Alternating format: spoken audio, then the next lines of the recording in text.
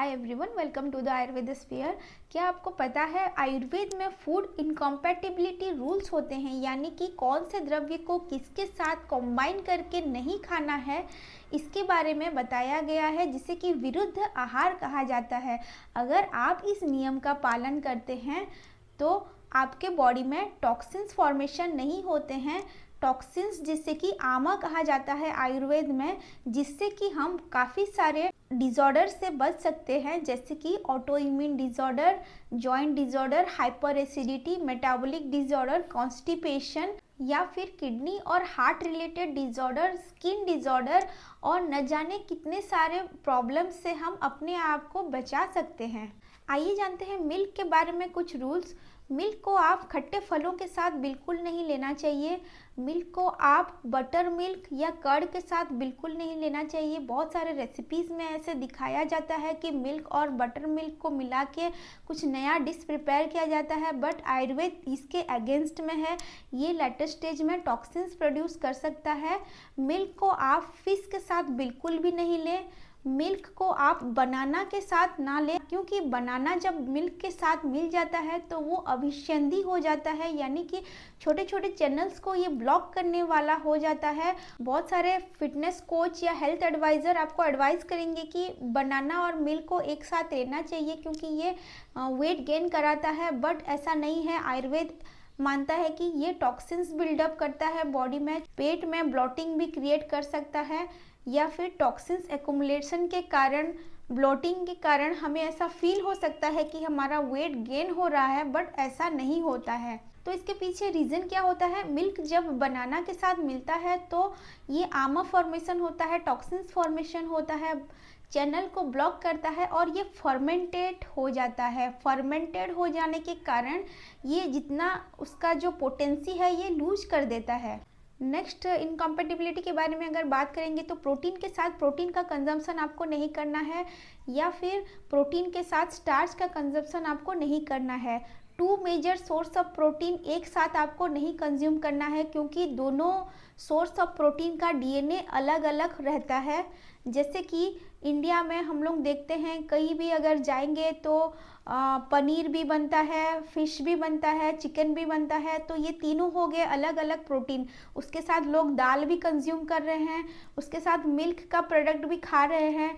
तो इतने सारे प्रोटीन सोर्स को हमारा बॉडी कंफ्यूज हो जाता है। एक kind of confuse digestion create होता है बॉडी में। सो ये कंफ्यूज डाइजेशन जो है वो धीरे धीरे अफेक्ट करती है। आप उसे मार्क नहीं कर पाएंगे, बट ये एक स्लो और ग्रेजुअल प्रोसेस हो सकता है, बिकॉज 20 to 30 ईयर्स तक आप जो भी खाएंगे वो आपको पच जाता है, हजम हो जाता है, बट आफ्टर 30 या आफ्टर 35 आप मार्क कर सकते हैं कि आपका डाइजेशन प्रोसेस जो है बहुत स्लो हो रहा है।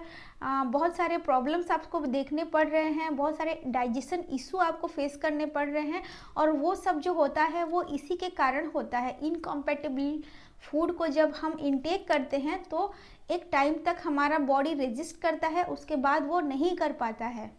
इसके बाद हनी के रूल्स के बारे में थोड़ा सा बात कर लेते हैं। हनी को कभी भी हीट करके नहीं खाना चाहिए। Never ever heat Honey. बहुत सारे लोग क्या करते हैं, पतला होने के लिए हनी को हीट करके खाते हैं, बट अगर हम हनी को हीट करके खाएंगे तो उसके अंदर जो प्रॉपर्टीज़ होते हैं, जो लेखन गुण होता है उसका, वो चला जाता है, जिसके कारण वो इतना ज़्यादा इफ़ेक्टिव नहीं होता है जितना होना चाहिए। अगेन, हनी को कभी भी घी के साथ इक्वल अमाउंट में मिक्स करके नहीं खाना चाहिए। आयुर्वेद के अकॉर्डिंग ये विष बन जाता है, टॉक्सिन्स बन जाता है, और ये कंज्यूम करने से आपको बहुत सारी बीमारियां हो सकती हैं, स्किन डिसऑर्डर हो सकते हैं, या और भी मेटाबॉलिक डिजीज़ हो सकते हैं। फ्रूट्स का कंपैटिबिलिटी थोड़ा सा देख लेते हैं। फ्रूट्स को हमेशा अकेले ही कंज्यूम करना चाहिए। फ्रूट्स के साथ कभी भी मिल्क या डेयरी प्रोडक्ट को ऐड नहीं करना चाहिए, या फ्रूट्स के साथ कोई भी ग्रेन्स को ऐड नहीं करना चाहिए। फ्रूट्स को इमीडिएटली आफ्टर मील आपको नहीं कंज्यूम करना है। अगर आप ऐसा कर रहे हैं तो फ्रूट्स में जो वाइटल न्यूट्रिएंट्स होते हैं, विटामिन्स होते हैं, वो आपको सही ढंग से नहीं मिलेंगे। अगेन, और एक बात यहाँ पे देखने को मिलती है कि फ्रूट्स जो है वो लाइट डाइजेशन, इजी डाइजेशन होता है। अगर आप इसको किसी भी सब्जी के साथ या किसी भी गर्म चीज़ के साथ कंबाइन करते हैं तो वो फर्मेंटेड हो जाता है और डाइजेस्ट होने में बहुत ज़्यादा टाइम लग सकता है। अगेन ये फर्दर स्टेप में टॉक्सिन्स बिल्डअप कर सकता है। तो फ्रूट्स जब भी आप खा रहे हैं तो वो अकेले ही उसे कंज्यूम करना सबसे सही रहता है। अभी ड्रिंक्स या फिर ब्रेवरेज के साथ मील के बारे में बात करेंगे। आप अगर बिरयानी खा रहे हैं या फिर कोई भी फूड आइटम खा रहे हैं उसके साथ कोल्ड ड्रिंक पी रहे हैं तो ये एक कंप्लीट डिजास्टर है। ये हमारे बॉडी में वात कफ को बढ़ाता है, आपकी डाइजेशन को स्लो करता है और बहुत सारा टॉक्सिन्स प्रोड्यूस कर सकता है। टी कॉफ़ी को अगर आप पी रहे हैं खाने के बाद तो ये आपका डाइजेशन को स्लो कर सकता है, और टी कॉफ़ी को अगर आप एम्प्टी स्टोमक ले रहे हैं तो ये आपको हाइपर एसिडिटी और ब्लोटिंग करा सकता है।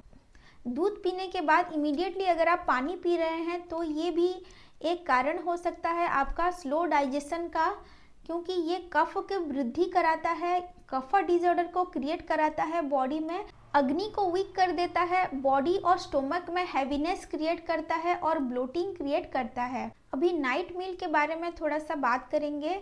नाइट मील में आपको बिल्कुल भी हैवी खाना नहीं खाना है, जितना हो सके लाइट खाना आप खाइए और थोड़े से जल्दी खाने की कोशिश कीजिए, क्योंकि नाइट में हमारा जो डाइजेस्टिव सिस्टम है वो बहुत ज़्यादा स्लो हो जाता है, बहुत ज़्यादा स्लोली फूड को हजम करता है।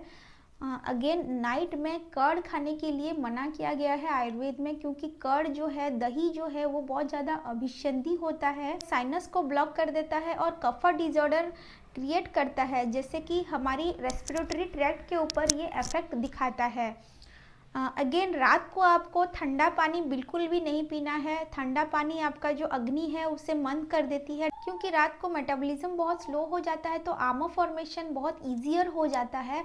इसीलिए रात को आपको हैवी और फ्राइड फूड नहीं खाना चाहिए। नॉनवेज को भी थोड़ा सा अवॉइड करना चाहिए। अगेन स्थाना काला के बारे में भी आयुर्वेद में बताया गया है। आप अगर बहुत गुस्से में हैं या बहुत डरे हुए हैं तो उस टाइम पे आप खाना ना खाएं, या फिर बहुत ज़्यादा स्ट्रेस में हैं, क्योंकि इस टाइम पे अगर आप खाते हैं तो आपका वात पित्त इम्बैलेंस होता है और वो कई सारे डिजीज़ को क्रिएट कर सकता है। आप अगर खाने को चबाते हुए नहीं खा रहे हैं, डायरेक्टली उसे स्वॉलो कर रहे हैं, तो ये गलती बिल्कुल भी ना करें, क्योंकि हम जितना बार हम खाना को चबाएंगे उतना ही ज़्यादा हमारे बॉडी में डाइजेस्टिव एंजाइम सिक्रेशन होती है। इस तरह से हमारी अग्नि वृद्धि होती है और डाइजेशन ईजी होता है। अगर नहीं चबा के आप डायरेक्ट निगल लेते हैं तो ये आमा फॉर्मेशन या टॉक्सिन फॉर्मेशन कर सकता है।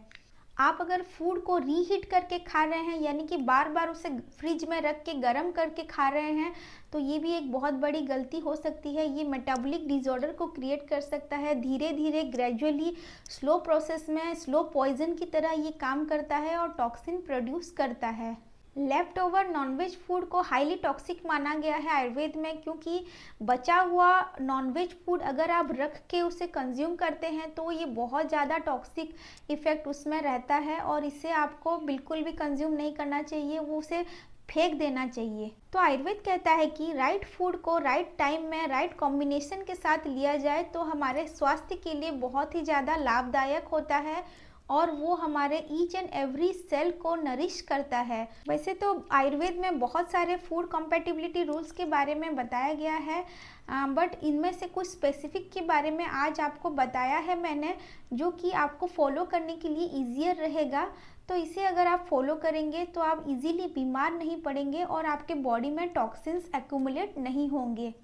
धन्यवाद।